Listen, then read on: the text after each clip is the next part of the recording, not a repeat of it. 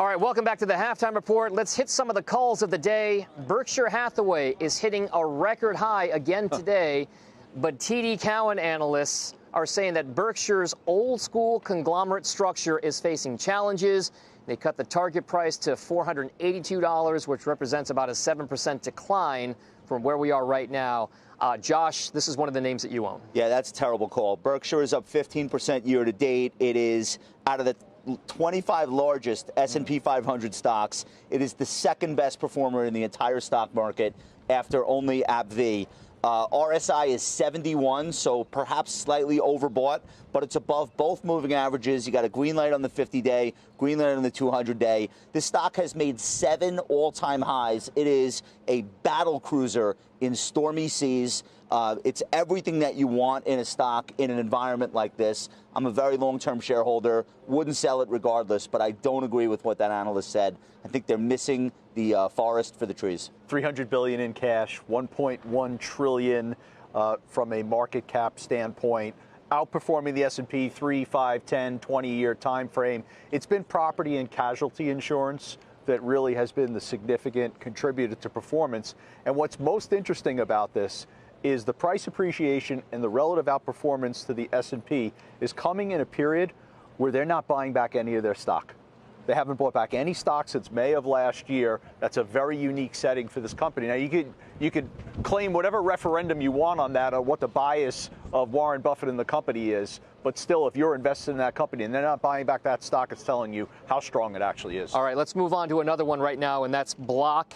It's getting upgraded to outperform from market perform by analysts over at KBW. They lowered the target price to $80 from $87, but they say it's an attractive risk-reward skew following the recent sell-off. So this is a buy-on-sale scenario. Joe T., you're an owner of Block. Okay, so it is in the Joe T ETF along with PayPal. I will tell you that both of those names, the momentum is completely broken in those names. In the case of Block, ticker symbol XYZ, they reported at the end of February, they told you 2025, we don't feel so good about. The outlook was not particularly strong. So you could put Block in the category of a wide swath of companies who have, within the last 90 days, made a 52-week high and now have made a 52-week low. And in some cases, we're talking about 4 to 6 weeks for companies. It's a dramatic reversal in momentum. It doesn't come back quickly.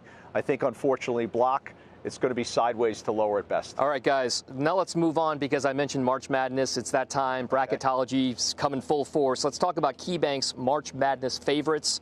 Our favorite sleepers, potential upsets. March Madness favorites are internet and digital media companies that should come out of a cycle stronger. Let's talk about a name, first of all, they highlight, which is Uber.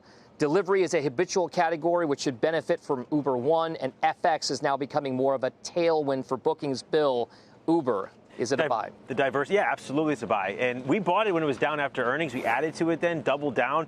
I couldn't believe it traded lower. I mean, the messaging that you got from the CFO at that time, that they were going to buy more of the stock, and the company found it undervalued. The diversification of revenue streams here, as you mentioned, geographically, I think is a tailwind right now, especially in this market environment. It's going to become a free cash flow juggernaut. I mean, the trajectory there is unbelievable. So we love this. The narrative flip too. Like there was talk as recently as 3 months ago, like Tesla's about to take off. Tesla's down 45% this year. Uber is up 17% year to date in a horrendous market for almost all of its peers.